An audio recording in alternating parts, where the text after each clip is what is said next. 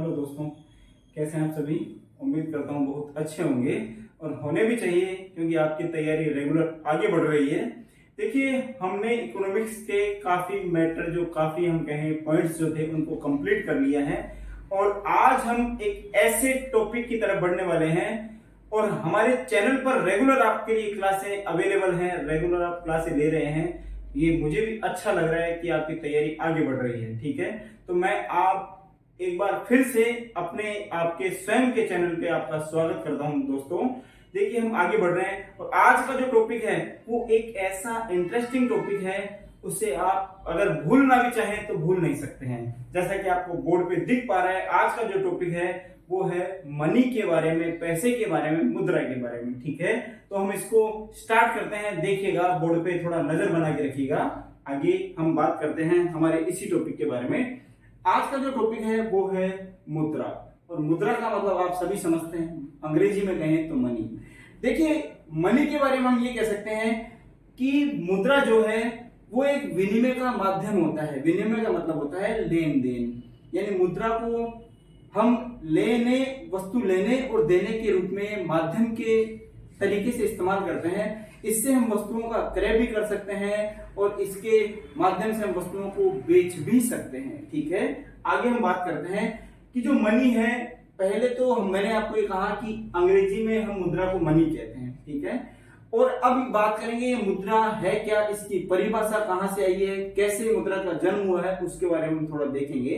देखिएगा, हम परिभाषा की चर्चा कर लेते हैं सबसे पहले। और मैं आपको बार बार ये कहता हूं कि अगर आप परिभाषा है, जो डेफिनेशन है, उसको अगर आप थोड़ा दिमाग से समझ लेते हैं तो 40% मैटर आपका यही क्लियर हो जाता है। ठीक है, अब हम यहाँ मुद्रा की परिभाषा की बात कर रहे हैं। देखिएगा, तो मैं ये कह रहा हूं कि मुद्रा वह वस्तु है, यानी मुद्रा को अपने आप में क्या माना गया है, गुड्स माना गया है। अपने आप में मुद्रा को एक वस्तु माना गया है। हम ये कह रहे हैं कि मुद्रा वह वस्तु है जो विनिमय के माध्यम के रूप में, विनिमय का मतलब होता है वस्तुओं की लेन देन, विनिमय के माध्यम के रूप में प्रयोग की जाती है, यानी इसे विनिमय के माध्यम के रूप में स्वीकार किया जाता है। देखो, ऐसे ही किसी वस्तु को विनिमय के माध्यम के रूप में स्वीकार नहीं करते हैं। ठीक है, आपको मैं कोई वस्तु दूंगा, आप उसे स्वीकार नहीं करेंगे कि भैया इस वस्तु के बदले मुझे कोई वस्तु दे दे, नहीं करेंगे। जब तक उस वस्तु के पीछे सरकार की शक्ति नहीं होगी, हम कहें सरकार ने उसे अपना कानूनी हम कहें मान्यता नहीं दे रखी होगी, तब तक आप उस वस्तु को स्वीकार नहीं करेंगे।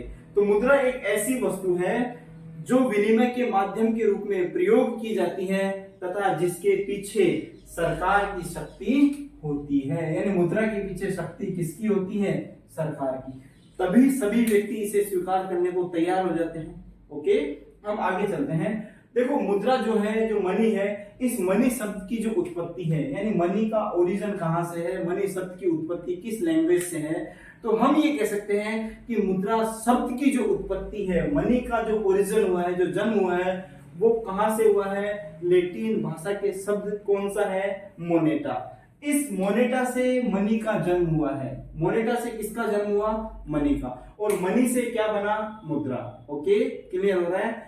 तो देखो, हमने बात की कि मुद्रा किस भाषा से निकला हुआ है, हम कहें मुद्रा जो है लैटिन भाषा के मोनेटा शब्द से निकला हुआ है। आगे चलते हैं हम इसमें। मुद्रा के संबंध में ये तो रही इसकी मुख्य परिभाषा। अब देखो, अलग अलग जो अर्थशास्त्री हैं उन्होंने अलग अलग परिभाषाएं दी हैं। ठीक है, तो हम उन अर्थशास्त्रियों में कुछ महत्वपूर्ण अर्थशास्त्रियों के बारे में हम अध्ययन करेंगे। जैसा कि एक अर्थशास्त्री का आप नाम देख रहे हो, बार्कर। ये महत्वपूर्ण इकोनॉमिस्ट हैं जिन्होंने मुद्रा की अपनी एक परिभाषा दी थी। तो इन्होंने मुद्रा के बारे में क्या कहा, मैं थोड़ा लिख रहा हूं और आपके सामने बोल रहा हूं, उसको ध्यान से समझिएगा। इन्होंने कहा कि मुद्रा वह वस्तु है, मुद्रा वह वस्तु है, वह वस्तु है जो क्या करे, मुद्रा वह वस्तु है जो मुद्रा का कार्य करे, जो मुद्रा का कार्य करे, मुद्रा का कार्य करे। देखो, बड़ी सिंपल परिभाषा है, मैंने आपके सामने इसको लिखा है। क्यों लिखाया, ताकि आप दिमाग में परिभाषा बैठ जाए। ये बार बार ये परिभाषा पूछी जाती है कि मुद्रा वह वस्तु है जो मुद्रा का कार्य करे। ऐसी परिभाषा किसके द्वारा दी गई मुद्रा के संबंध में, तो ऐसी परिभाषा, ऐसी डेफिनेशन देने वाले जो इकोनॉमिस्ट थे वो कौन थे, प्रोफेसर बार्कर थे, प्रोफेसर बार्कर थे। अब हम बात करते हैं महत्वपूर्ण परिभाषा, सो इंपोर्टेंट हम कहें, कौन सी है? Hartley withers. हार्टले विदर्स एक इकोनॉमिस्ट हुए हैं, हार्टले विदर्स। इन्होंने मुद्रा को लेकर अपनी एक परिभाषा दी। इन्होंने कहा कि मुद्रा वह सामग्री है, मुद्रा वह सामग्री है। देखो सामग्री है, मुद्रा वह सामग्री है। इन्होंने मुद्रा को क्या बताया? सामग्री। मुद्रा वह सामग्री है जिससे हम वस्तुओं का क्रय विक्रय करते हैं, क्रय विक्रय करते हैं, क्रय विक्रय करते हैं, क्रय विक्रय करते हैं। ओके, तो ऐसा कहने वाले कौन थे? हार्टले विदर्स थे। मुद्रा वह सामग्री है जो वस्तुओं का क्रय विक्रय करती है, ऐसा कहने वाले जो इकोनॉमिस्ट थे, आपके सामने उनका नाम लिखा है मैंने। वो इकोनॉमिस्ट कौन है? हम कह सकते हैं हार्टले विदर्स हैं, हार्टले विदर्स हैं। ठीक है, अगर हम नेक्स्ट परिभाषा की बात करें तो वो अर्थशास्त्री, आपको बोर्ड पे नाम दिख रहा है, वो कौन है? सेलिंगमैन। सेलिंगमैन। देखो सेलिंगमैन ने क्या कहा मुद्रा के बारे में? सेलिंगमैन ने ये कहा कि मुद्रा वह वस्तु है, मुद्रा वह वस्तु है, मुद्रा वह वस्तु है, वह वस्तु है। ओके, मुद्रा वह वस्तु है जिसे सामान्य सहमति या जिसे सामान्य स्वीकृति प्राप्त होती है। मुद्रा वह वस्तु है जिसे सामान्य स्वीकृति, सामान्य स्वीकृति, स्वीकृति का मतलब होता है सभी की सहमति, सामान्य स्वीकृति प्राप्त होती है, प्राप्त होती है। ओके, बड़ी सिंपल परिभाषाएं हैं ये, सिंपल डेफिनेशन है, हम ये कह सकते हैं। तो देखो हमने कहा, सेलिंगमैन ने क्या कहा मुद्रा के बारे में कि मुद्रा वह वस्तु है जिसे सामान्य स्वीकृति प्राप्त होती है, ऐसा कहने वाले कौन है? सेलिंगमैन। अगर हम बात करें, एक और अर्थशास्त्री हैं जो महत्वपूर्ण अर्थशास्त्री हैं, रॉबर्टसन, उनकी परिभाषा बोर्ड पे सामने लिखी हुई है कि मुद्रा वह वस्तु है जो वस्तुओं के भुगतान में अथवा कई प्रकार के अन्य दायित्व चुकाने में व्यापक रूप से स्वीकार की जाती है। इन्होंने ये कहा कि मुद्रा क्या है? वह वस्तु है जो वस्तुओं के भुगतान में तथा कई प्रकार के अन्य दायित्वों को चुकाने में व्यापक रूप से स्वीकार की जाती है। व्यापक का मतलब बहुत बड़े स्तर पर स्वीकार की जाती है, इसे कोई भी स्वीकार करने से मना नहीं करता है, ऐसा कहने वाले कौन थे? रॉबर्टसन। अब देखिए एक चीज हम जिसकी चर्चा करेंगे कि ऐसी क्या आवश्यकता पड़ी कि मुद्रा का आविष्कार करना पड़ा, ऐसी क्या मजबूरी रही कि मुद्रा का आविष्कार किया गया। पहले जब आप अकबर के समय की बात करते हैं या हम कहें उससे भी पहले जब आप गुप्तकाल की बात करते हैं, तब कोई मुद्रा नहीं थी। ठीक है, तो उस समय जो वस्तुओं का विनिमय था वो कैसे होता था, लेन देन की प्रक्रिया कैसे संभव होती थी? देखो उस समय एक प्रक्रिया चलती थी वस्तु विनिमय, जैसा कि आप बोर्ड पे देख पा रहे हैं, वस्तु विनिमय। यानी यहाँ उस समय लेन देन कैसे किया जाता था? जैसे मान लीजिए आपके पास एक्स वस्तु है, मेरे पास वाई वस्तु है। ठीक है, आपको अगर एक्स की आवश्यकता थी तो मैंने क्या किया, आपको एक्स दे दी। ठीक है, एक्स दे दी और आपसे वाई ले ली, यानी वस्तुओं का लेन देन हो रहा था जिसे वस्तु विनिमय कहते थे। एक वस्तु दी जा रही थी और उसके बदले दूसरी वस्तु ली जा रही थी, ऐसे विनिमय को हम नाम दे देते वस्तु विनिमय। तो भैया ऐसा क्या हुआ कि इस वस्तु विनिमय के चलने के बाद भी हमें मुद्रा की आवश्यकता पड़ी? देखो जब वस्तु विनिमय हुआ तो इस वस्तु विनिमय में कुछ समस्याएं पैदा हुई, कुछ कठिनाइयां पैदा हुई। वो कठिनाइयां क्या थी? और इन्हीं समस्याओं के वजह से हमने मुद्रा का आविष्कार किया, यानी ऐसी समस्याएं उत्पन्न होने लगी वस्तु विनिमय में जिसके कारण मुद्रा का आविष्कार किया गया। अब वो समस्याएं क्या थी सुनिएगा। पहली समस्या, यानी वस्तु विनिमय में आने वाली कठिनाइयां कौन कौन सी थी, ऐसा क्वेश्चन पूछ लिया जाता है।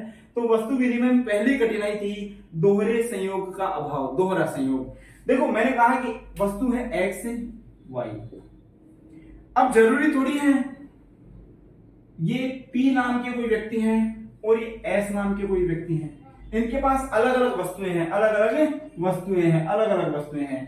P के पास X है और S के पास Y है। अब दोनों को एक दूसरे की वस्तु की आवश्यकता हो ऐसा कोई जरूरी नहीं है। जब P को Y की आवश्यकता होगी और S को X की आवश्यकता होगी तो ही वस्तु विनिमय हो सकता है। अन्यथा वस्तु विनिमय नहीं हो सकता। तो ऐसे दो व्यक्ति ढूंढना बड़ा मुश्किल था जिनको एक दूसरे की वस्तु की आवश्यकता हो, इसीलिए हमने आविष्कार किया किसका? मुद्रा का। ठीक है, जब दोहरे संयोग का अभाव, तो यानी दो ऐसे व्यक्ति ढूंढना बड़ा मुश्किल था जिनको एक दूसरे की वस्तुओं की आवश्यकता हो, ये समस्या उत्पन्न हुई। इसकी वजह से किसका आविष्कार किया गया? माय डियर फ्रेंड्स, मनी का आविष्कार किया गया, मुद्रा का आविष्कार किया गया। दूसरी समस्या क्या है? वस्तुओं की अविभाज्यता, यानी कुछ वस्तुएं ऐसी थी जिनको आप डिवाइड नहीं कर सकते, जिनका आप विभाजन नहीं कर सकते। मैं यहां एक उदाहरण ले लेता हूं कि मान लीजिए एक्स जो व्यक्ति है उसके पास एक गाय है, ठीक है, और वाई के पास क्या है? एक बकरी है, बकरी है।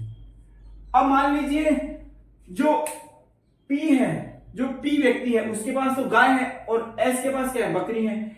अगर इस पी को बकरी की आवश्यकता हो तो ये जो पी है वो गाय एस को कैसे देगा? क्या इसके टुकड़े करेगा? नहीं कर सकता। टुकड़े करते ही आपको पता है क्या होने वाला है।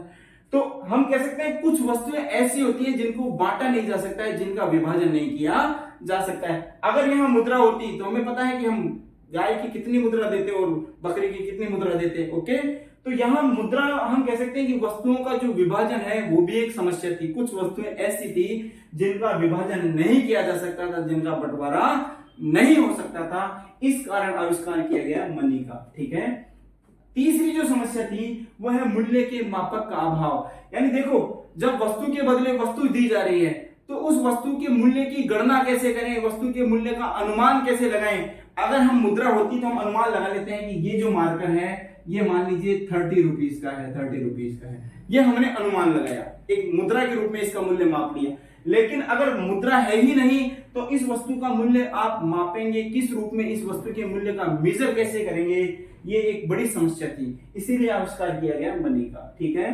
एक जो नेक्स्ट समस्या आ रही थी वस्तु विनिमय में वो थी भावी बचत संभव नहीं। यानी कुछ ऐसी वस्तुएं थी जिनको हम कह सकते हैं भविष्य के लिए बचा के रखना संभव नहीं था। जैसे मान लीजिए मैं कहूं गेहूं है, जो व्हीट होता है उसकी बात कर रहे हैं, कितने दिनों तक रख सकते हो, कितने साल तक रख सकते हैं?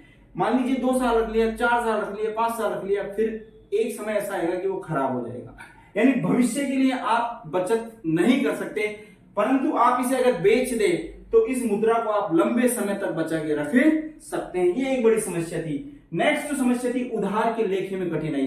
किसी को हमने वस्तु दे दी तो उस वस्तु का मूल्य कैसे लिखा जाए कि वो वस्तु कितने रुपए की दी गई है, यानी उस वस्तु को लिखना बड़ा मुश्किल था। ठीक है, तो ये कुछ समस्याएं थी वस्तु विनिमय में जिसकी वजह से हमने आविष्कार किया मुद्रा का। ओके स्टूडेंट्स, आगे देखिए हम इसी मुद्रा के बारे में और भी बहुत पढ़ेंगे। ये तो एक नॉर्मल जानकारी मैंने आपको दी है ताकि हमारे जो नेक्स्ट वीडियो आए उसको आप आसानी से समझ सकें। ठीक है students, B continue, be regular और अपनी तैयारी को शिखर पर पहुंचाइए। Thank you.